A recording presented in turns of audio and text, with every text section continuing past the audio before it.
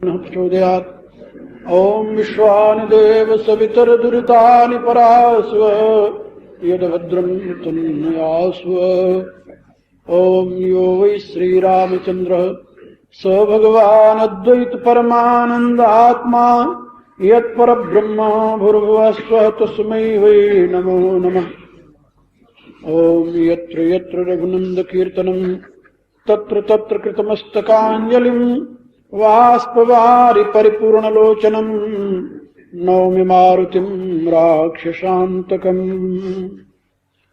ओम श्री राम जय जय राम। आप सभी के लिए सदैव कल्याण का सृजन करती रहे, यह मेरी आंतरिक शुभकामना।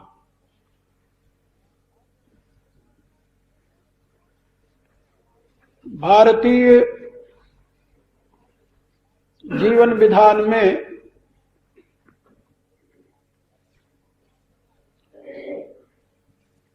नए वर्ष का प्रारंभ चैत्र शुक्ल पक्ष की प्रतिपदा से होता है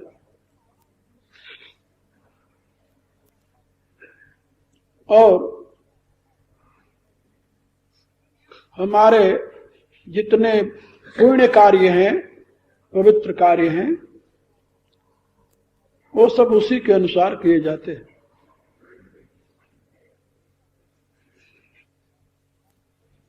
भारतीय जीवन व्यवस्था में महीने के दो भेद बताए गए हैं, एक चांद्रमास और दूसरा सौर्यमास। चांद्रमास का प्रारंभ होता है, जैसा मैंने बताया, चैत्र महीने के शुक्ल पक्ष की प्रतिपदा से, लेकिन सौर्यमास का प्रारंभ होता है मेष राशि से, जिसको आप लोग बैसाखी कहते हैं।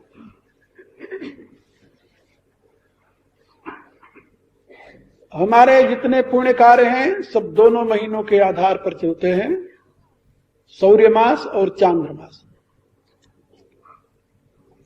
सौर्यमास सूर्यवंशियों की परंपरा से चला है और चांद्रमास चंद्रवंशियों की परंपरा से चला है। भारत का आखिरी सम्राट चंद्रवंशी था, इसलिए चंद्रमास की प्रतिष्ठा विशेष रूप से हुई और सौर्यमास की प्रतिष्ठा भी है। बहुत से प्रांतों में सौर्यमास के अनुसार ही वर्ष का प्रारंभ मानते हैं।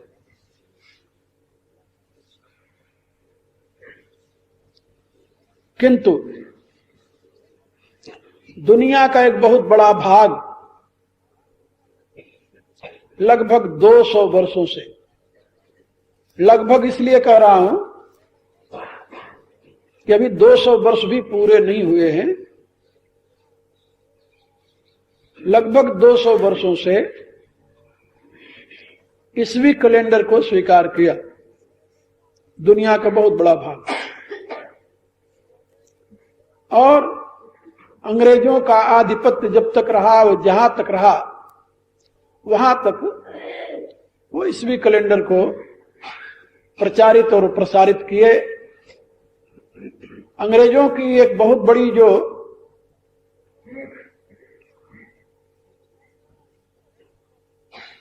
मान्यता रही है कि जहां भी जाओ 3 चीजों का प्रसार करो: अपना धर्म, अपना संस्कार और अपनी भाषा।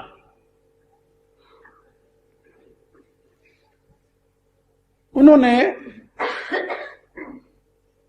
इसको पूर्ण रूप से मान्यता और प्रतिष्ठा प्रदान की। जहां जहां उनका शासन था वहां इसकी व्यवस्था की। परिणाम यह हुआ कि अब ईस्वी कैलेंडर जो है वह सारी दुनिया में प्रचलित हो गया और उसके अनुसार आज इस वर्ष का प्रथम दिन है। आप लोगों के भी दिल दिमाग में उसके प्रति संस्कार तो है ही कि आज नया वर्ष चढ़ा है। इसलिए मैं इस नए वर्ष में आस्था न रखते हुए भी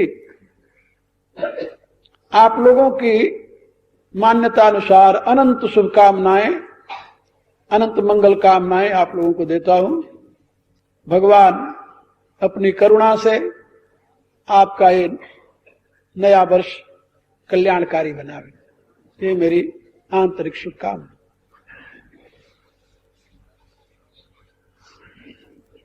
ईस्वी कैलेंडर का प्रारंभ कुछ लोग ऐसा मानते हैं कि ईसा मसीह से हुआ है, लेकिन ऐसी बात नहीं है। ईसा मसीह का जन्म जो है वो ईस्वी कैलेंडर के प्रारंभ से 6 वर्ष और पहले का है। ईसा मसीह के जन्म के हिसाब से तो ये 2000 पूरा हो रहा है, लेकिन जिस समय यूरोप में विशेषकर इंग्लैंड में ईसा मसीह की मान्यता को स्वीकार करने वाला राजा राजगद्दी पर बैठा, ईसा मसीह की मृत्यु के 300 वर्ष बाद उसने यीशु के नाम पर यह संवत चलाया और पहले तो थोड़ी दूर तक ही फैलाव था इसका, और उसके सम्मत में क्योंकि अधिकांश असभ्य लोग थे, अनपढ़ लोग थे, जाहिल लोग थे, इसलिए उनको इसका पता भी नहीं था कि वर्ष में कितने महीने होते हैं। तो उनके वर्ष में केवल 10 महीने हुआ करते थे। 10 महीने का उनका ये वर्ष था। बाद में जब यूनानियों के संपर्क में आए तब उन्होंने उसमें 2 महीने और जोड़ा। बाद में 12 महीना उन्होंने बनाया। और इस कैलेंडर में भी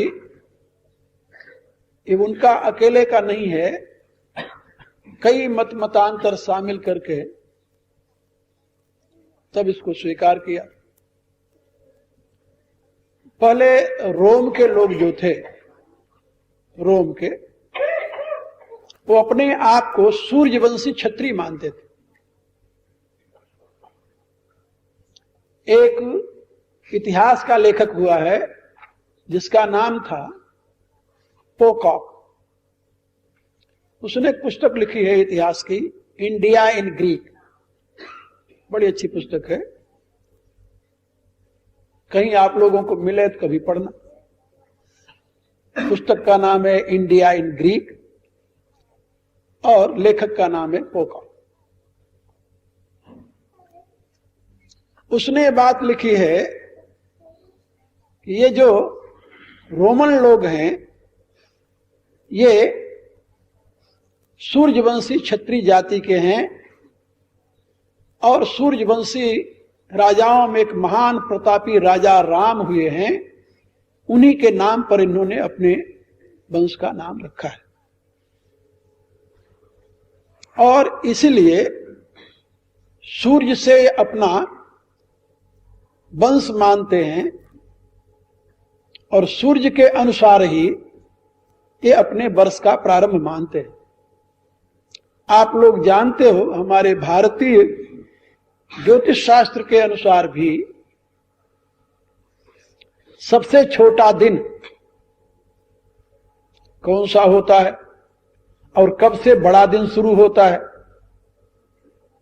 ये बड़े दिन की उपासना जो है ये भारतीय संस्कार है, और उस बड़े दिन की उपासना को आज भी हम लोग मकर संक्रांति के रूप में मनाते हैं। मकर संक्रांति, और वह मकर संक्रांति जो है वो हमारे यहां उत्तरायण का प्रथम दिन माना जाता है। इसलिए जो सौर्य मास को मानने वाले हैं वो मेघ से तो अब शुरू हुई है गणना, बाद में पहले गणना शुरू होती थी मकर से, मकर कुंभ मीन मेष ऐसे गणना होती थी। लेकिन अब कैलेंडर बदल गया है तो हमारे यहां भी मेघ बिक मिथुन कन्या ऐसी गणना होती है। मकर से भी पहले गणना होती थी शरद से, शरद ऋतु जो है। आज भी गुजरात में, महाराष्ट्र में, कई प्रांतों में शरद ऋतु से ही वर्ष का प्रारंभ मानते हैं। नया वर्ष दिवाली से शुरू होता है वहां, शरद ऋतु से, क्योंकि प्राचीन मान्यता शरद ऋतु की है। बाद में फिर जीवेम शरदस्तम शृणुयाम शरदस्तम, आप लोगों ने सुना होगा, वेद का मंत्र है। तो शरद ऋतु से मान्यता प्राचीन काल में थी। उसके बाद में वर्ष जो बना, ये वर्ष बना है वर्षा ऋतु से।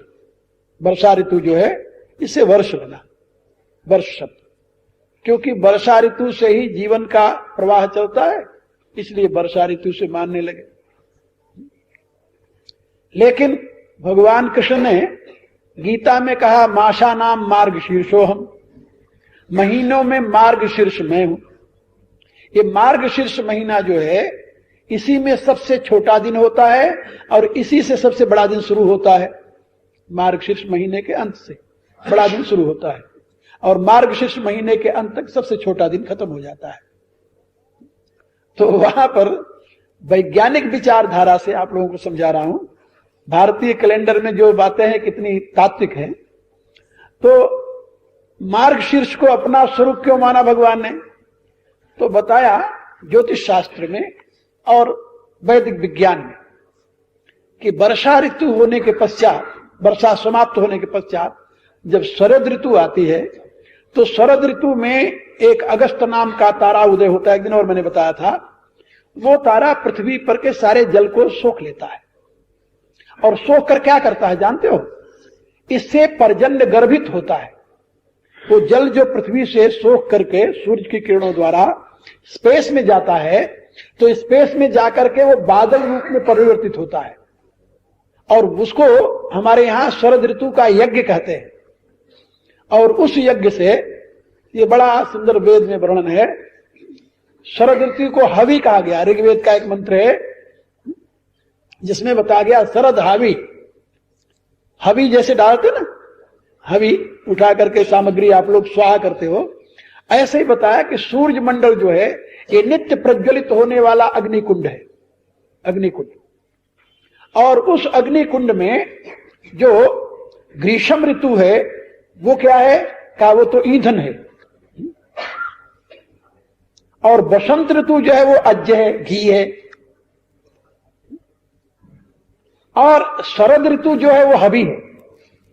कहने का अभिप्राय कि ग्रीष्म ऋतु में जब सूर्य तपता है उसके परिणाम में वृष्टि होती है, तो इस वृष्टि के जल को, रस में जितने तत्व हैं सभी पदार्थों के रस को सूर्य अपनी किरणों से खींचता है पुनः, और ये सूर्य मंडल में हवन होता है, हवन हो रहा है, ये हवि है। और जब ग्रीष्म शरद ऋतु समाप्त होती है, हेमंत ऋतु जब शुरू होती है, उस अवस्था में वहां पर गर्भित होता है वो बादल, बादल गर्भित होता है। तो कभी कभी गर्भावस्था में ये जो वर्षा होती है ना आजकल इन दिनों में, ये उसका परिणाम होता है, बादल गर्भित होता है। कभी कभी उसकी वृष्टि हो जाती है। यदि अधिक वृष्टि हो जाए इन दिनों में तो अकाल पड़ जाता है, जैसे किसी का गर्भ गिर जाए तो संतान उत्पन्न नहीं होती, ऐसी स्थिति हो जाती है। लेकिन यदि इस समय बहुत अधिक वृष्टि न हो, थोड़ी वृष्टि हो जाए, तो वो गर्भित होकर के बादल आगे चल करके वर्षा रूप में आपके यहां पानी बरसाता है। तो ये जीवन को गर्भित रूप में धारण करने के नाते इस हेमंत ऋतु के महीने को भगवान ने अपना स्वरूप बताया है। मार्गशीर्ष महीना मैं हूं, मासाना मार्गशीर्ष हूं, ऐसा। और यही मार्गशीर्ष से ही बड़ा दिन अब आगे शुरू हो जाता है। और इस बड़े दिन का संबंध सूर्य से है, सूर्य उत्तरायण की तरफ चलने लगता है, लेकिन पूर्ण रूप से उत्तरायण पर आता है वो मकर संक्रांति को। उत्तरायण अभिमुख हो जाता है, मकर संक्रांति से पूर्ण उत्तरायण हो जाता है। इसलिए मकर संक्रांति से देव का यान माना जाता है, देवयान। और मकर से 6 महीने तक देवयान होता है। इसके बाद में जो 6 महीना है उसको पितृयान कहते हैं, पितृयान। तो पितृयान समाप्त होता है और देवयान शुरू होता है। ये पितृयान जो समाप्त होता है ना, इन्हीं दिनों में, जो गर्भित की बात मैं आप लोगों को बता रहा था, इन्हीं दिनों में वो आत्माएं जो स्पेस में अपने लिए माता पिता की तलाश में बैठी हुई हैं, जिनका प्रारब्ध पक गया है, जो इस संसार में पुनः जन्म लेना चाहती हैं, वो आकाश मंडल में गर्भित होती है, गर्भावस्था में आती है। क्योंकि उनकी उत्पत्ति जो है वेद के सिद्धांतानुसार पर्जन्य से ही होती है, वृष्टि से ही होती है। जब वो वृष्टि पृथ्वी पर होगी तो उस बूंद के साथ वो आत्माएं पृथ्वी पर पहुंचेंगे, बूंद के साथ। और बूंद के साथ पृथ्वी पर पहुंच करके अपने कर्मानुसार अनेक प्रकार के पदार्थों में चली जाती हैं, घास में, अन्न में, दूध में, जो भी पदार्थ है, भक्ष्य पदार्थ है, उन पदार्थों के रूप में परिणित हो जाती हैं, औषधियों के रूप में, वनस्पतियों के रूप में। और फिर वही वनस्पति औषधि जो मनुष्य खाता है वो कर्मानुसार, परमात्मा की व्यवस्था बड़ी विचित्र है। इसको सोचने लगोगे तो दिमाग आप लोगों का कभी कभी कुंठित हो जाए। ये परमात्मा की व्यवस्था देखो। इस गर्भावस्था में जीव गर्भित होता है, बरसात के दिनों में वृष्टि के साथ फिर नीचे आता है, आकर के फिर किसी औषधि वनस्पति में चला जाता है, और उसी को कर्मानुसार व्यवस्था उस परमात्मा की है। जिसमें वो जीव है उसी पदार्थ को पुरुष खाएगा। मेल, पुरुष माने मेल समझ लो, पशुओं में भी मेल खाएगा। ये गर्भाधान स्त्री से नहीं होता, पुरुष से होता है। तो पहले पुरुष खाएगा, पुरुष के शरीर में जाकर वो पकेगा, पक करके वो हजम होगा, फिर उसमें हजम होकर के वो बीर्ज रूप में परिणित होगा, बीर्ज रूप में परिणित होकर के तब जाकर के पहले पिता गर्भित होता है, फिर वो गर्भाधान ट्रांसफर करता है माता के, स्त्री के, तब वहां से संतान होती है। तो ये जो प्रक्रिया है यानी वैदिक विज्ञान की, इस वैदिक विज्ञान के यानी प्रकाश में आप जब इसको समझेंगे तो इसकी महिमा आप स्वीकार करेंगे। और ये जो कैलेंडर बड़ा दिन स्वीकार किया है पश्चिम के लोगों ने, जनवरी को, वो उसी हिसाब से स्वीकार किया है। ये रोमन का है, और रोमन के बाद फिर यूनानियों के द्वारा जब इनका संपर्क हुआ तो उसको उन्होंने पूर्ण किया। और ये सारी लंबी गाथा है, कभी कभी आप लोग भी पढ़े होंगे, नहीं तो इतिहास के पन्नों में इसका काफी वर्णन मिलता है। तो आज का नया दिन जो है वो प्राचीन काल से हमारा जो यानी उत्तरायण क्रम चलता है उसके हिसाब से ये लोग स्वीकार किए, उत्तरायण के नाते। और उत्तरायण को हम लोग भी नया दिन के रूप में ही मानते हैं, लेकिन हमारा उत्तरायण प्रारंभ होगा 14 जनवरी से। हमेशा वो 14 जनवरी होती, उन्होंने ऐसा क्रम स्वीकार कर रखा है। सौर्य मास, ये जो कैलेंडर है ये सौर्य मास से चलता है। मैंने पहले बताया ने रोमन लोगों का माना हुआ है, और रोमन लोग अपने आप को सूर्यवंशी मानते थे, इसलिए उन्होंने सौर्य कैलेंडर स्वीकार किया था, तो सौर्य मास से चलता है। तो आज का ये दिन ऐसे समझ लें। तो मेरी अनंत मंगल कामनाएं हैं आप लोगों के लिए, और ये वर्ष आपके लिए कल्याणकारी हो, ऐसी मेरी शुभकामना। अब जो मैं बात बताने जा रहा हूं, इतने दिनों से बता रहा हूं, उसको सुनिए। ये तो नए दिन के संबंध में बहुत सी बातें बता दी आप लोगों को। भगवान कहते हैं कि संसार रूपी शत्रु से विजय पाने के लिए अनेक प्रकार के अस्त्र शस्त्र होते हुए भी यदि आपका शरीर सुरक्षित नहीं है तो अस्त्र शस्त्र कुछ काम नहीं देंगे। असुरक्षित शरीर जो है वह किसी भी प्रकार के शस्त्र का आघात बन जाएगा और नष्ट हो जाएगा। इसलिए अपने शरीर को सुरक्षित रखने के लिए योद्धा लोग कवच बांधते हैं, कवच, बख्तर जिसे कहते हैं। अब इस धर्म रथ पर सवार जो आत्मा रूपी रथी है, जो संसार रूपी शत्रु से युद्ध करने के लिए तैयार है, जिसको अपनी मंजिल तय करनी है, अपने लक्ष्य तक पहुंचना है, मार्ग में जो बाधक तत्व हैं उनको दूर करना है, उसके सुरक्षा के लिए उसके पास कवच क्या है? तो तुलसीदास जी लिखते हैं, भगवान का कथन है, कवच अभेद विप्र गुरु पूजा। अभेद कवच, जिस कवच को कोई भेद नहीं सकता। महाभारत की एक घटना है। एक दिन दुर्योधन बहुत दुखी हुआ और आकर गुरु द्रोणाचार्य से कहने लगा कि यदि आपको हमारे साथ धोखा ही करना था तो पहले आप चले गए होते पांडवों के साथ, उधर से युद्ध करते, और नहीं तो आप युद्ध क्षेत्र से अलग हो गए होते। मेरे हृदय में विश्वास पैदा करके ये मेरे साथ जो आप कर रहे हो ये ठीक नहीं है। युद्ध मेरी तरफ से कर रहे हो और विजय पांडवों की चाहते हो आप।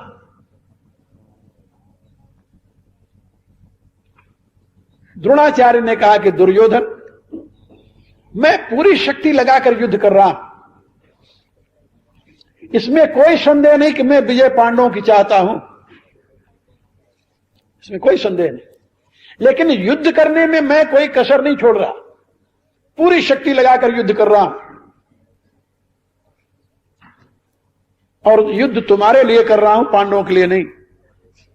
और मैंने लाखों नहीं करोड़ों वीरों का संहार किया है जो पांडव पक्ष के थे, इसलिए मेरे पर अविश्वास करना तेरे को शोभा नहीं देता।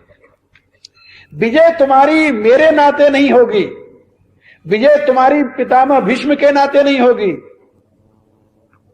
विजय तुम्हारी होती तुम्हारे धर्म के नाते, वो तुम्हारे पास नहीं है। जहां धर्म है वहां कृष्ण है, जहां कृष्ण है वहीं विजय है। इसलिए हम विजय की आशा लेकर के युद्ध नहीं कर रहे हैं, हम तो युद्ध के लिए युद्ध कर रहे हैं। विजय तो उधर खड़ी हुई है कृष्ण के साथ, जहां वासुदेव है वहीं विजय होगी।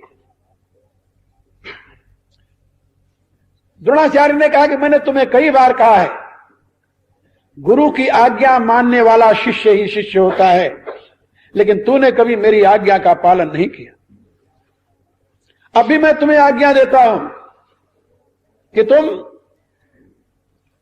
पांडवों से संधि कर लो, तुम्हारा जीवन बच जाएगा, राज्य बच जाएगा। पांडव लोभी नहीं है, वो तो अपना हक मांग रहे हैं। वो कहता है, गुरुदेव ये तो बहुत पुरानी बात हो गई, अब आप मुझे कोई ऐसा उपाय बताइए जिससे मैं विजय प्राप्त करूं। कहा, विजय तो बता दिया कि विजय तो असंभव है, जहां कृष्ण है वहीं विजय है, लेकिन आज मैं तुम्हें एक ऐसा अभेद कवच पहनाता हूं जिससे तुम अर्जुन के साथ युद्ध कर सकोगे और दुनिया की कोई ताकत तुम्हें आज पराजित नहीं कर सकता। वो कहता है कि मेरी बड़ी चाह है कि मैं अर्जुन से युद्ध करूं, क्योंकि अर्जुन के समान दूसरा कोई वीर है। गुरुदेव ने कहा कि आज तेरी मैं वो चाह पूरी कर दूंगा। द्रोणाचार्य जी ने मंत्र द्वारा अभिमंत्रित करके उसे कवच पहना दिया। कवच पहनने के पश्चात वो अजय हो गया। अजय बनकर के रथ पर सवार होकर के सीधा वो अर्जुन के सामने आया। जब अर्जुन के सामने युद्ध करने के लिए आने लगा तो अर्जुन ने कहा कि केशव, आज ये नई बात मैं देख रहा हूं, दुर्योधन में कभी साहस नहीं हुआ मेरे सामने आने की, आज ये निर्भय होकर के अपना रथ मेरे सामने ले आ रहा है, क्या बात है? भगवान मुस्कुराए, कहा आज तू दुर्योधन को नहीं जीत सकेगा। क्यों? क्या बात है? कहा आज गुरुदेव द्रोणाचार्य ने उसे अभेद कवच पहनाया है, जिस कवच को भेदन करने में दुनिया में कोई ऐसी शक्ति नहीं है, मेरा चक्र भी कुछ नहीं कर सकता। फिर क्या कोई निर्णय आज थोड़ी होने वाला है, युद्ध तो होगा युद्ध तो होगा, निर्णय नहीं होना। हाँ, लेकिन आज तू दुर्योधन को पराजित नहीं करेगा, क्योंकि आज उसके पास अभेद कवच है। कहा फिर क्या करना चाहिए? कहा अच्छा यही है कि अपन रथ दूसरी तरफ कर ले। अर्जुन कहता नहीं, ये तो मेरे व्रत के खिलाफ हो जाएगा, इससे तो मैं कायर समझा जाऊंगा। युद्ध करो, फिर युद्ध करो तुम, लेकिन युद्ध में आज तुम दुर्योधन को पराजित नहीं कर पाओगे। आज का युद्ध अनिर्णित रहेगा।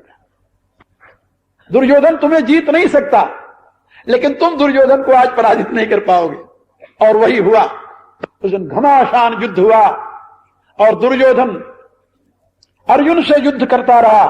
अर्जुन के सारे जितने बड़े बड़े दिव्यास्त्र थे सबका प्रयोग उसने कर लिया, लेकिन उसके कवच को भेद नहीं सका, वो खड़ा हुआ। महाभारत की यह घटना बताती है कि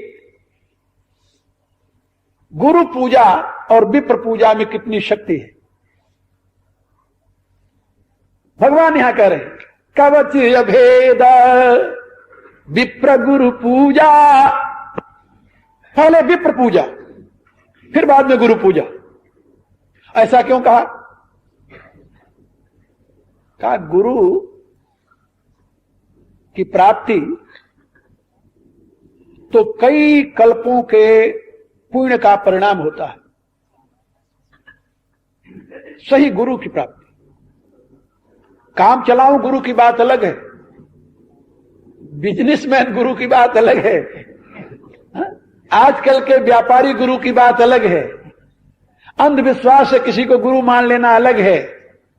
यथार्थ गुरु की प्राप्ति जो है वो तो कई कल्पों की तपस्या के पश्चात होता है। और महाभारत शांति पर्व में बताया गया कि एक एक योनि में कई कई कल्प तक प्राणी पड़ा रह जाता है, और अरबों खरबों वर्ष के बाद ये नहीं कि 84 लाख घूम आए और तो मनुष्य पैदा हो गए, ना ना। उसमें भीष्म पितामह बताते हैं कि एक एक योनि में कई बार तो पूरा कल्प बीत जाता है उस योनि में, और जीव उस योनि से आगे नहीं बढ़ पाता। कई कल्पों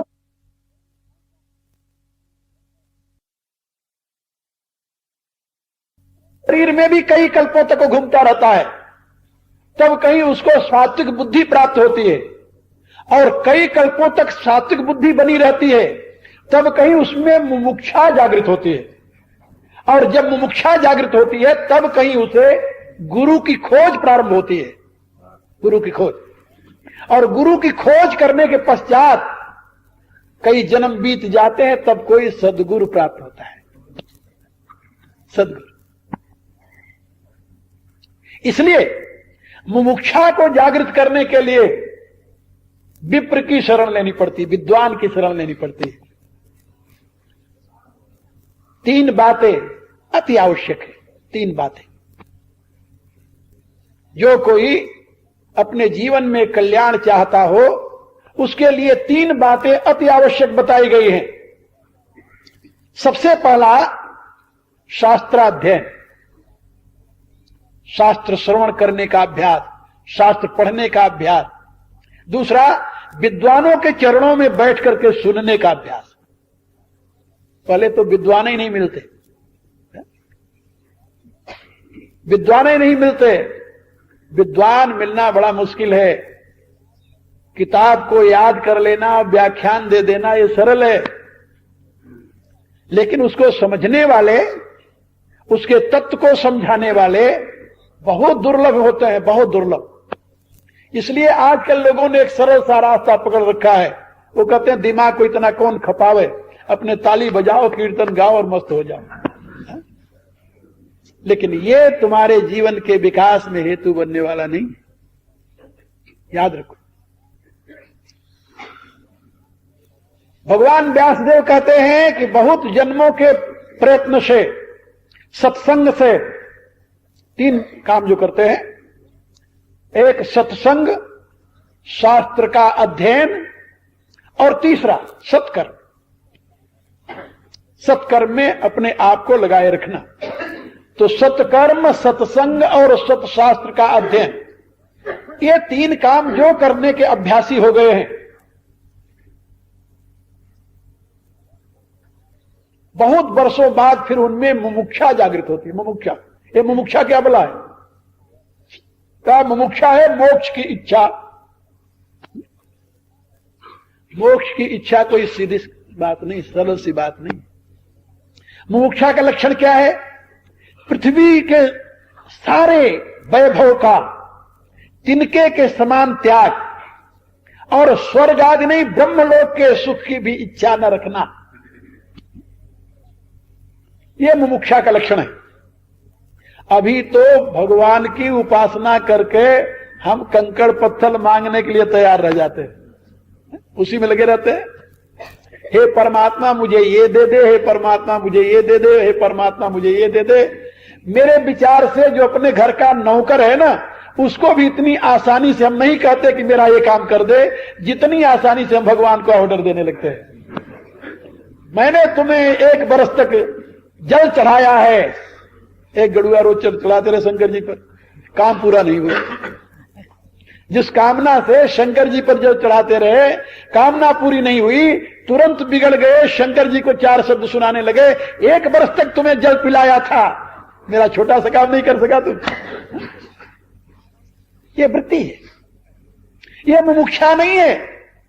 ईश्वर में विश्वास रखना मुमुक्षा का लक्षण नहीं, ईश्वर की पूजा करना मुमुक्षा का लक्षण नहीं, ईश्वर को मानना मुमुक्षा का लक्षण नहीं। तुम तो एक गड़ुआ जल चढ़ाते हो, रावण ने तो अपना सर काट कर चढ़ा दिया था, क्या उसे मुमुक्षु मान लोगे तुम? नहीं। मुमुक्षु का लक्षण है जिसको पृथ्वी का एकंटक राज मिलता हो, इसकी चाह तो दूर रही, स्वर्ग का आधिपत्य भी पाने की जिसकी लालसा न हो। महर्षि पतंजलि लिखते हैं, दृष्ट अनुश्रविक विषय विस्तृष्णस्य वशीकार संज्ञा वैराग्य। देखे हुए इस भूमंडल के सारे सुख और सुने हुए स्वर्ग आदि के सुख की जिसको चाह नहीं है, जो उससे भी विरत हो गया, वो मुमुक्षु है, उसे मुमुक्षु कहते हैं। दुनिया में मनुष्यों की 2 श्रेणियां हैं, बुभुक्षु और मुमुक्षु। बुभुक्षु वो हैं जिनको भोग की चाह है, यहां की नहीं, स्वर्ग का मिल जाए तो स्वर्ग के भोग के लिए यहां के भोग का त्याग कर देते हैं। यहां दान देने से स्वर्ग में अधिक मिलेगा, इसलिए यहां दान देते हैं। यहां यज्ञ करने से स्वर्ग में स्थान मिल जाएगा, इसलिए यहां यज्ञ करते हैं। यहां तपस्या करने से स्वर्ग में ब्रह्मलोक में स्थान मिलेगा, इसलिए तपस्या करते हैं। यानी यहां का सुख तो नाशवान है ही, हम इसकी अपेक्षा स्वर्ग के सुख को पाएंगे। तो स्वर्ग की कामना करने वाले भी बुभुक्षु हैं और मृतलोक की कामना करने वाले भी विभुक्षु हैं। उनमें केवल क्वालिटी का अंतर है। क्वालिटी, यहां की क्वालिटी घटिया है क्योंकि थोड़े दिन का है, वहां की क्वालिटी बढ़िया है, जरा अच्छी है, लेकिन है बुभुक्षु। एक दिन मैंने बताया था कि मनुष्यों की बुद्धियों के 4 भेद हैं। आसुरी बुद्धि एक, दूसरी काम्य बुद्धि, तीसरी योग बुद्धि और चौथी सांख्य बुद्धि। ये 4 भेद हैं मनुष्य के बुद्धि के। इनमें से 2 मुमुक्षु हैं, 2 बुभुक्षु। जो आसुरी बुद्धि वाले हैं वो बुभुक्षु हैं, लेकिन वो संसार के भोग में ही लगे हुए हैं, बेईमानी करके, धोखाधड़ी करके, किसी भी प्रकार के दुनिया के वैभव प्राप्त कर ले और उसका भोग करे। मरने के बाद किसने देखा कि स्वर्ग है कि नहीं है? यावत जीवेत सुखम जीवेत। अब ऋणम कृत्वा नहीं रहा, ना ना, अब तो किसी भी प्रकार से दूसरे का धन अपहरण करके सुख से जीने की क्या नहीं। ये बुभुक्षु हैं, लेकिन ये हैं असुर वृत्ति वाले, और दूसरे देव वृत्ति वाले बुभुक्षु हैं जो कहते हैं कि नहीं हम तो धर्म का पालन करेंगे, यज्ञ करेंगे, तप करेंगे, दान करेंगे, अच्छा काम करेंगे जिससे मरने के बाद स्वर्ग में स्थान मिले। वो भी बुभुक्षु है, वो काम्य बुद्धि वाले हैं। और ये जो है ये असुर बुद्धि वाले हैं। और जो तीसरे हैं योग बुद्धि वाले और सांख्य बुद्धि वाले, वो मुमुक्षु हैं। उनको संसार की कोई जरूरत नहीं है, स्वर्ग की चाह भी नहीं है। अब वो केवल तत्वबोध के द्वारा आत्मस्वरूप में प्रतिष्ठित होने की चाह रखने वाले सांख्य मार्गी और परमात्मा की आराधना करते हुए परमात्मा को प्राप्त करने की चाह रखने वाले योग मार्गी। योग बुद्धि और सांख्य बुद्धि में यही भेद है दोनों मुमुक्षु। तो मुमुक्षा का जागरण होना बहुत ही दुष्कर है। और मुमुक्षा जब तक उदय नहीं होती तब तक गुरु की तलाश नहीं होती, तब तक गुरु की तलाश नहीं होती, और तब तक गुरु कृपा का वो भाजन भी नहीं बन पाता। यदि आप कहो कि गुरु की कृपा से हमें दुनिया की वस्तु मिल गई है, ये सुख मिला, ये सुख मिला, ये सुख मिला, तो याद रखना है आपकी भ्रांति मात्र है। सही में यदि कोई गुरु है तो आपको दुनिया का वैभव नहीं देगा वो कभी, क्योंकि दुनिया के वैभव देने का अर्थ होता है दुनिया में फंसाना। गुरु तो दुनिया से उद्धार करने के लिए होता है या फंसाने के लिए होता है? गुरु दुनिया में फंसाता नहीं। इसलिए गुरु कृपा से दुनिया की वस्तु नहीं मिलती। और दुनिया की वस्तु के लिए यदि कोई गुरु कृपा कर रहा है तो गुरु नहीं है, सावधान हो जाना। गुरु जो है वो तो तुम्हारे अंतर के अंधकार को दूर करके परमात्मा से योग कराने के लिए, वो तुम्हें धन देने के लिए नहीं है, नौकरी देने के लिए नहीं है, तुम्हारे लड़की लड़के की शादी कराने के लिए नहीं बैठा हुआ है, तुम्हारी अभाव की पूर्ति करने के लिए नहीं बैठा हुआ। वो गुरु नहीं है। ये मरने के बाद तुम्हारा हाथ पकड़ के बैकुंठ ले जाने के लिए नहीं बैठा हुआ है। गुरु तुम्हें ज्ञान देगा, ज्ञान दाता है। और गुरु से इस प्रकार की चीजें मांगना भी तुम्हारी बुद्धि का दिवालापन है। ये चीजें तुम्हारे प्रारब्ध से अपने आप मिल जाएंगी, इसके लिए गुरु से क्यों प्रार्थना करते हो तुम? आप आशीर्वाद दे दो मेरा ये काम हो जाए, तो गुरु का आशीर्वाद इतना सस्ता है, तुम इतने कीमत समझते हो गुरु के आशीर्वाद की, फिर तुम्हारी हो गई गुरु भक्ति। गुरु का ये काम नहीं है। गुरु तो तुम्हें तत्व ज्ञान देगा, और उस तत्व ज्ञान के प्रकाश में तुम्हारे अपने आप अंतर के अंधकार दूर होंगे और तुम अपने पूर्णत्व को प्राप्त करने के लिए आगे बढ़ोगे। गुरु का वही काम है, उससे अतिरिक्त और गुरु का कोई काम नहीं है। याद रखना मेरी बात। इसलिए गुरु से पहले विप्र, किसी विद्वान की शरण में जाओ, उसको विप्र कहते हैं। विद्वान की पूजा करोगे तो विद्वान तुम्हारे लिए धर्मशास्त्र की बात सुनाएगा, अच्छे काम में लगाएगा, ये काम करोगे तुम्हारा कल्याण होगा, ये काम करोगे तुम्हारा कल्याण होगा। ये विद्वान का काम है, तुम्हें बता देना। वो विप्र कहा जाता है, गुरु नहीं कहा जाता। तो पहले विप्र की कृपा होगी, तो विप्र की कृपा से तुम्हारे धर्म में निष्ठा होगी, तुम्हें पता चलेगा कि सत्य क्या है, असत्य क्या है। और फिर बाद में तुम गुरु की तलाश करोगे। जब गुरु कृपा हो गई फिर तुम्हें दुनिया की कोई वस्तु की जरूरत ही नहीं रह जाएगी। जो कुछ चल रहा है अपने आप चल रहा है। तुम्हें पता चल जाएगा कि ये प्रारब्धानुसार सब आता जाता है। वही एक परम सत्य है। गुरु कृपा हो गई तुम्हारे ऊपर, ऐसा समझ लेना। जब तुम्हारी उस परम सत्य में निष्ठा हो जाए तो तुलसीदास जी कहते हैं कि कवच अभेद विप्र गुरु पूजा। विप्र पूजा और गुरु पूजा ये अभेद कवच है। इस कवच को कोई तोड़ नहीं सकता। जितने शत्रु हैं, काम शत्रु है ना, तो गुरु के द्वारा पहनाए हुए कवच को काम तोड़ देगा? नहीं तोड़ सकता। क्रोध तोड़ देगा? वो भी नहीं तोड़ सकता। लोभ तोड़ देगा? नहीं तोड़ सकता। ये सब असत्य पर खड़े हुए हैं, ये सत्य के पास जा ही नहीं सकते। ये काम, क्रोध, लोभ, मोह, मद, मत्सर जो है, ये सारे शत्रु असत्य पर खड़े हुए हैं।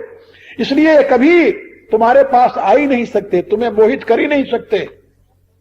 यदि सही माने में गुरु कृपा का कवच तूने पहन रखा है तो इसका अभिप्राय नहीं गुरु कृपा जिसके ऊपर हो जाती है वो घर दूर छोड़ कर बच जाता है, ऐसी बात नहीं है। बात यह है गुरु कृपा का भाजन बना हुआ व्यक्ति जो है वो सत्य में प्रतिष्ठित हो जाता है। सत्य में प्रतिष्ठित होकर संसार का व्यवहार चलता है, चलता रहे, क्या अंतर पड़ता है। हमारे यहां तो ऐसे ऐसे सम्राट हुए हैं, ऐसे ऐसे सम्राट जो पूरी पृथ्वी पर शासन करते हुए भी असंग रहे। महाराज जनक कहते हैं महाभारत में कि सारी मिथिला को आग लग जाए तो मेरा कोई हानि नहीं है, और सारी मिथिला स्वर्ण से भर जाए तो मुझे कोई लाभ नहीं है, इससे मेरा हानि लाभ नहीं है। क्यों नहीं है? इसलिए कि मैं जानता हूं कि मैं जहां सत्य है वहां प्रतिष्ठित हूं, असत से मेरा कोई संबंध नहीं है। तो जो सत्य में प्रतिष्ठित हो जाता है, जो असत से विरत हो जाता है, ऐसा जो महापुरुष है वो गुरु कृपा का भाजन बन गया, ऐसा समझ लेना चाहिए। इसलिए भगवान कहते हैं कवच अभेद विप्र गुरु पूजा। अभेद कवच है, ये संसार के शत्रु, ये माया गुरु द्वारा पहनाए हुए कवच को भेद नहीं सकती।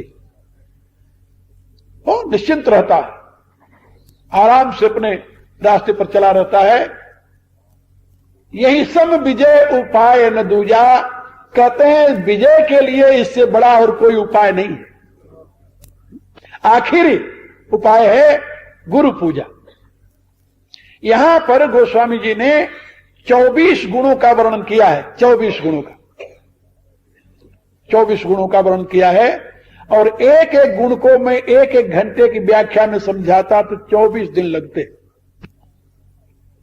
और 24 दिन में समझाया होता तो पूरी बात समझ में आ जाती आप लोगों के। लेकिन थे मेरे पास 9 दिन, 9 दिन में भी बहुत बातें मैंने समझा दी। और जिस पुण्य आत्मा के प्रयत्न से ये सारा आयोजन हुआ, वो शरीर से तो सुनने के लिए नहीं रहा, लेकिन ये कथा मैंने 9 दिन तक उसी को सुनाई है। 9 दिन तक कथा उसी को सुनाई है, और इसमें जरा भी संदेह नहीं है कि वो सही में गुरु कृपा का पात्र रहा है।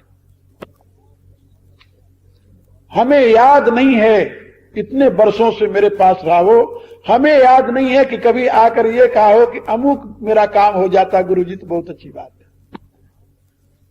हमेशा यही कहता रहा कि जो मिला हमें, हम उसमें बहुत प्रसन्न है गुरुजी। और जब उसकी 50 साल की आयु पूरी हुई तो मेरे पास आया, मेरे से कहने लगा अब मैं 50 का पूरा हो गया, अब बताओ मेरे लिए क्या आ गया है।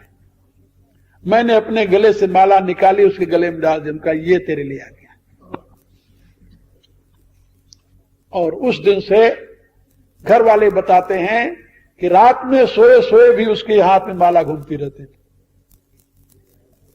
और ये उसके पुण्य का ही परिणाम समझ लीजिए।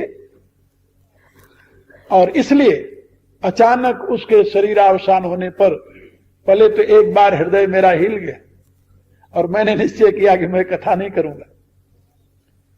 फिर बच्चे रोने लगे और ये कहने लगे कि नहीं, आखिर समय तक वो 12 बजे रात तक यही कहते रहे कि गुरुजी का प्रोग्राम ऐसे होगा, ऐसे होगा, ऐसे करना है, ऐसे करना है, इसलिए ये प्रोग्राम तो करना ही चाहिए। मैंने भी विचार किया कि वो तो कथा सुनकर के ही जाएगा यहां से, इसलिए 9 दिन की कथा उसे मैंने सुनाई। और मुझे विश्वास है कि भगवान के इस धर्मरथ में उपदेश को श्रवण करके उसी धर्मरथ पर सवार होकर के वो अपने लक्ष्य को प्राप्त करेगा, इसमें जरा भी संदेह नहीं। कवच अभेद विप्र गुरु पूजा, यही सम विजय उपाय न दूजा। संसार पर विजय प्राप्त करने के लिए इससे अतिरिक्त और कोई दूसरा साधन है ही नहीं। वेद में बताया गया नान्य पंथा विद्यते अनाय, इसके सिवा और कोई दूसरा रास्ता नहीं है। बिना गुरु कृपा के कोई भी व्यक्ति संसार शत्रु पर विजय प्राप्त नहीं कर सकता। याद रखो। इसीलिए रामायण में तुलसीदास जी ने लिखा है, गुरु बिनु भवनिधि तरई न कोई, जो बिरंच शंकर सम होई। शंकर और ब्रह्मा के समान ही क्यों न हो, बिना गुरु कृपा के वो संसार सागर से पार नहीं जा सकता। गुरु पद क्या है? 2 मिनट में इसे भी सुन लो आप लोग। साधक जब साधना करता हुआ योगाभ्यास के प्रकाश में जब वो संप्रज्ञात समाधि में पहुंचता है, संप्रज्ञात समाधि में पहुंचने के पश्चात उसकी 2 स्थितियां हो जाती है। 2 स्थितियां। एक स्थिति यह होती है कि वो अब आगे असंप्रज्ञात समाधि में जाकर ब्रह्म में लीन हो जाए। ऐसी चाह होती है, ऐसी तड़फ होती है। और दूसरी स्थिति होती है कि वह पीछे देखता है, मुड़ करके पीछे देखता है। जैसे बहुत ऊंचे शिखर पर चढ़ा हुआ व्यक्ति नीचे जमीन की तरफ जब देखता है तो उसको छोटे छोटे जंतु दिखाई देते हैं, ऐसे वो पीछे देखता है। जब पीछे देखता है तो ये देखता है कि हम तो इस प्रवाह से मुक्त हो गए, लेकिन ये जो मेरी ही आत्मा है उसी चिदांश से अभिभूत, ये अज्ञानवश दुखी हैं। अज्ञानवश इनके दुख का कोई कारण नहीं है। संसार में कहीं दुख नहीं है, संसार में कहीं दुख का कारण भी नहीं है। याद रख लो, दुख कहां होगा? पृथ्वी दुख में कारण नहीं बन सकती, जल दुख में कारण नहीं बन सकता, अग्नि दुख में कारण नहीं बन सकती, इसके बिना तुम्हारा जीवन ही नहीं है। तो वायु दुख में कारण बन जाएगी, ये भी नहीं बन सकती। तो आकाश तो बेचारा किसी कुछ कहता ही नहीं, वो दुख में कैसे कारण बनेगा? अच्छा, इनके सिवा और कौन सा चीज है जो दुख देता है तुम्हें? है कोई वस्तु? ये सारा जगत जो है इन्हीं 5 तत्वों का प्रकट रूप है, और इन 5 तत्वों में कहीं दुख नहीं है, कहीं दुख नहीं है। ये सब तुम्हारे सुख के लिए है। ये परमात्मा की विभूतियां हैं। पृथ्वी परमात्मा की विभूति है, जल परमात्मा की विभूति है, अग्नि परमात्मा की विभूति है, वायु परमात्मा की विभूति है, आकाश तो उसका महाप्रकाश है ही। इसमें कहीं भी दुख नहीं है। फिर दुख कहां से आया? अज्ञान से, अंदर से। दुख बाहर नहीं है, अज्ञान में ही दुख है। पृथ्वी जल अग्नि वायु आकाश के संघात को जब हम अपना मानने लगते हैं तो वही दुख शुरू हो जाता है। जब कहते हैं मेरा नहीं है तो वही सुखी हो जाते हैं। दुख और सुख का इतना ही हेतु है। जहां आपने इस परमात्मा की विभूति को अपनी मानी, वहीं दुख तैयार हो गया। एक हमारे यहां संत हुए रहीम खान खाना, पहले वो नवाब थे, बाद में संत हो गए। उन्होंने एक दोहा लिखा कि रहीमन नारी गरीब की अपनी कहे न को, हरि पत्नी अपनी कहे क्यों न फजीहती हो। वो कहता है कि किसी गरीब की स्त्री को भी कोई नहीं कहता कि मेरी स्त्री है, लेकिन लोग भगवान की स्त्री, माया तो भगवान की पत्नी है ना, लक्ष्मी भगवान की पत्नी है, और उसको कहते हैं कि मैं लक्ष्मीपति बन जाऊं। अरे मूर्ख, भगवान की पत्नी का तू पति बनना चाहता है तो तेरे ऐसा मूर्ख और दुखी कौन होगा दुनिया में? हर पत्नी अपनी कहे क्यों न फजीहत हो। फिर वो फजीहत नहीं सहेगा, दुख नहीं सहेगा, विपत्ति नहीं सहेगा, और क्या सहेगा? तो मैं आप लोगों को बता रहा था कि दुनिया में कहीं दुख नहीं है। दुख है अज्ञान, अज्ञान में, और अज्ञान अंदर है, बाहर नहीं। बाहर तो आनंद का समुद्र है, क्योंकि यह सृष्टि आनंद से होती है। वेद कहता है आनंदात खलिमान भूतान जानते आनंदात जातान जीवन। यह सृष्टि आनंद से प्रकट हुई है, आनंद में ही जी रही है, अंत में आनंद में ही लय हो जाएगी। आनंद के सिवा सृष्टि में कुछ नहीं है। कहा दुख कहां से है? दुख तो तुम्हारी अज्ञानता से है। ये पृथ्वी भगवान की है, इसमें कहीं दुख नहीं है, पृथ्वी का इतना टुकड़ा मेरा है। और गांव में तो मैंने देखा है, वो हल चलाते ना, हल चलाते हैं तो जिधर से हल गिरता है एक फाल, उसको कूण कहते हैं हमारे यहाँ, कूण। और एक कूण के लिए तूने अपने खेत के हल ऐसे चलाया जिससे मेरे खेत की डाल जो था वो तुम्हारे खेत में चला गया, इसके लिए लड़ाई हो जाती, कत्लेआम हो जाता, मुकदमा चलता और उसी में लुट जे रहते हैं। अरे भाई, पृथ्वी तो भगवान की थी, उसमें तेरी कहां से आ गई जिसके लिए तुम मर रहे हो? भर्तृहरि ने लिखा है अपने वैराग्य शतक में कि आज से लेकर के सृष्टि में, आदि से लेकर के अब तक सृष्टि में कितने जीव हुए होंगे पता नहीं, और जिसको आज तू अपना मानता है उसको वो भी मानते रहे अपना, लेकिन सब चले गए, उनका पता नहीं है। और जिस पृथ्वी के मिट्टी के टुकड़े को तू कहता है ये मेरा अब हो गया, और उसके लिए मर रहा है, तू भी ऐसे एक दिन छोड़ के चला जाएगा, पता ही नहीं चलेगा। मेरा यहां क्या है? प्रयोगाधिकार है। मेरी बात याद रखो, इस सृष्टि में तुम्हारा प्रयोगाधिकार है, सत्वाधिकार नहीं। सत्वाधिकार माने मालिक में हूं, प्रयोगाधिकार माने मुझे प्रयोग करने के लिए परमात्मा ने दिया है। तो प्रयोगाधिकार मानोगे तो सुखी रहोगे, सत्वाधिकार मानते वहीं दुखी हो जाते हो। तो योगी जो उस अवस्था में पहुंचता है, जिसकी मैं कहानी सुना रहा था आपको, उस छठी भूमिका में जब वो पहुंचता है तब वो सोचता है कि ये सब अज्ञान के नाते दुखी हो रहे, तो वहां से उसमें करुणा जागृत हो जाती है। करुणा जागृत हो जाती तो वहां से वो लौट आता है। वो कहता है अकेले हमें तो बंधन है ही नहीं। वो तो जान गया कि बंधन नहीं है, यहां ये अज्ञान का ही सारा खेल है। तो वहां से लौट करके आता है, नीचे उतरता है, फिर उन मनुष्यों के स्तर पर आकर उनको समझाता है कि भाई तुम क्यों बिना मतलब के दुखी हो रहे हो, दुख का कोई यहां कारण नहीं है। उसके पुनः संसार में काम करने का कारण होता है, कारण होती है करुणा। करुणा बसात वो संसार में घूम घूम करके लोगों को समझाता है कि तुम व्यर्थ में क्यों दुखी हो रहे हो। वो गुरु पद को प्राप्त होता है। जैसे डेहली पर बैठा हुआ व्यक्ति अंदर भी देखता है और बाहर भी देखता है, ऐसे उस भूमिका में रहने वाला योगी संसार को भी देखता है, परमार्थ को भी देखता है, और लोगों को बताता है कि तुम इधर से आओ और उधर चले जाओ। वो गुरु पद है। जो अभी उस पद पर नहीं पहुंचा वो गुरु बनने का अधिकारी नहीं है। वो गुरु नहीं होता। किताब पढ़ करके कोई गुरु नहीं बनता, या किसी के बाप दादों के परंपरा में कोई गुरु नहीं बन जाता, या किसी के बनाने से कोई गुरु नहीं बन जाता। गुरु होता है, गुरु एक पद है, और उस पद पर जो पहुंचा हुआ है वो गुरु है। और उसके विचारानुसार यदि तुम जीवन बनाओगे तो तुम्हें संसार शत्रु पर विजय प्राप्त हो जाएगी, इसमें जरा भी संदेह नहीं है। इसलिए गोस्वामी जी घोषणा कर रहे हैं, कवच अभेद विप्र गुरु पूजा,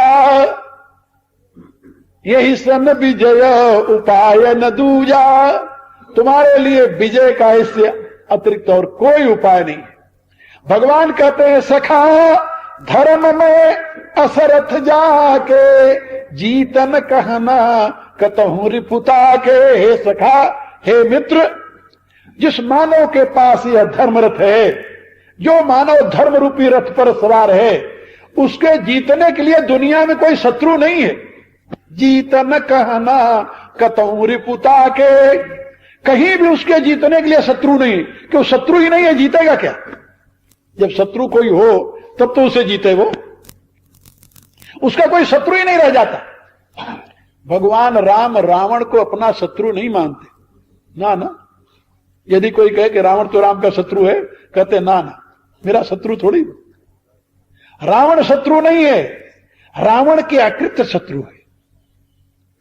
इसलिए भगवान कहते हैं, जब लंका में भेजते हैं ना अंगद को, अंगद बालितन है बुद्धि बल गुण धामा, लंका जाऊ तात मम कामा।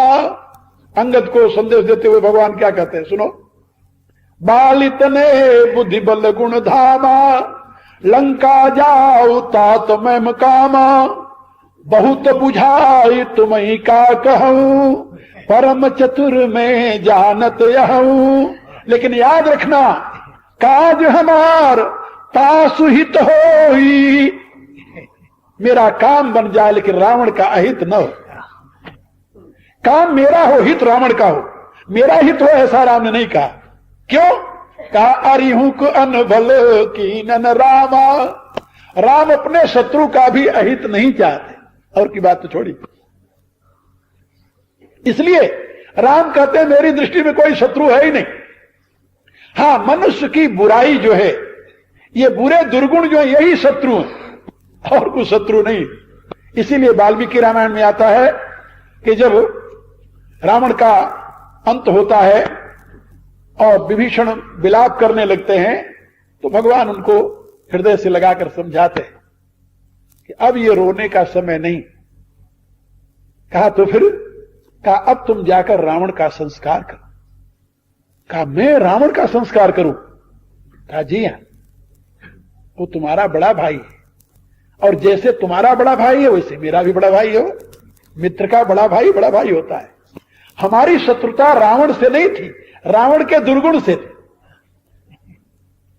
हमारी शत्रुता रावण से नहीं, रावण के दुर्गुण से थी। इसलिए तुम रावण की गति के लिए उसका संस्कार करो। मेरे कहने का अभिप्राय, भगवान कहते हैं जो धर्म रूपी रथ के ऊपर सवार है उसको जीतने के लिए दुनिया में कोई शत्रु नहीं होता। सखा धर्म में असरथ जाके, जीतन कहना कतऊ रिपुता के, महा अजय संसार रिपु। सबसे बड़ा शत्रु कौन है? कहा संसार।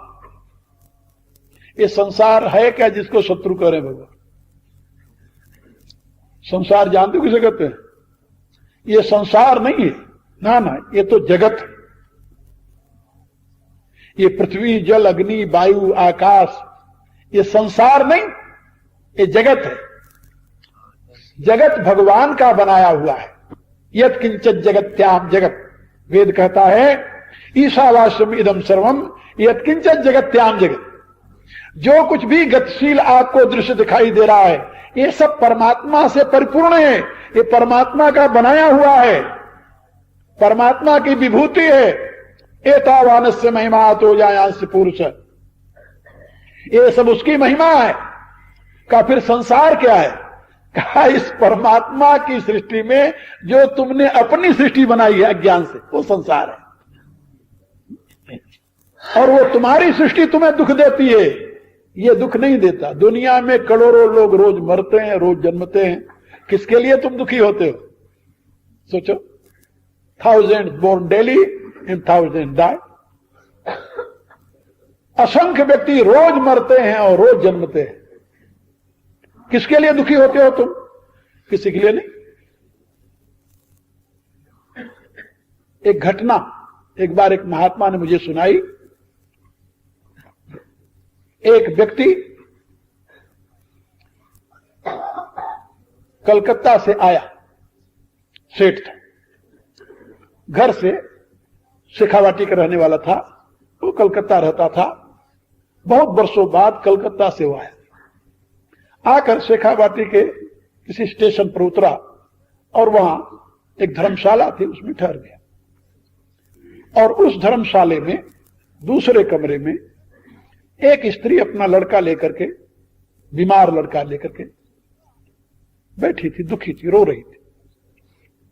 सेठ आकर वहां ठहर गया बगल में, और रात भर वो लड़की स्त्री रोती रही और वो वहां रहा। और बल्कि अपने नौकरों से कहा कि कौन बार बार नहीं हमारी नींद को हराम कर रहा है, इसको मना करो।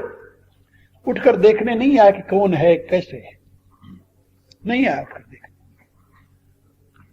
और बहुत वर्षों बाद, पहले मारवाड़ी लोग जब जाते थे ऐसे बहुत वर्षों बाद लौट करके आते थे, बिजनेस करते थे, तो उसने देखा तो नहीं लेकिन डांटता ही रहा अपने नौकर से। नौकर कई बार जाकर कहे उससे, चुप हो जाओ, क्यों तुम रो रहे हो, हमारे सेठ को नींद नहीं आ रही है। वो स्त्री रो रही थी वहां बैठी। क्यों रो रही थी? उसका अपना लड़का था, उसकी मृत्यु हो गई थी उस धर्मशाले में, और कोई था नहीं, वो लेकर बैठी हुई थी। सवेरा हुआ, जब सवेरा हुआ तो बाहर निकला वो, जब बाहर निकला तो